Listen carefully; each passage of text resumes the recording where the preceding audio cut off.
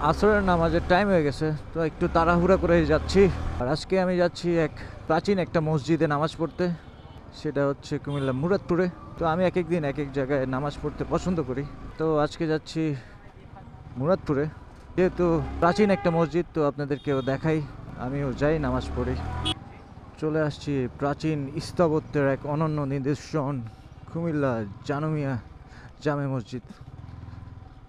অনেক সুন্দর একটা মসজিদ, এটা খুবই প্রাচীন একটা মসজিদ। এটা 1849 সালে প্রতিষ্ঠিত করা হয়। জানু মিয়া সাহেবের দাদা খান বাহাদুর আলী উনি এই মসজিদটা প্রতিষ্ঠা করেছেন। আচ্ছা, নামাজ পড়ি, নামাজ পড়ে তারপর মসজিদটা একটু ঘুরে দেখাবো। 3 গম্বুজ বিশিষ্ট ঐতিহ্যবাহী মসজিদটি জানু মিয়া মসজিদ নামে পরিচিত হলেও এর প্রতিষ্ঠাতা তার দাদা খান বাহাদুর আশরাফ আলী। তিনি এই এলাকায় জমিদার ছিলেন। তিনি 1849 সালে আশরাফিয়া জামে মসজিদ নামে এটি নির্মাণ করেন।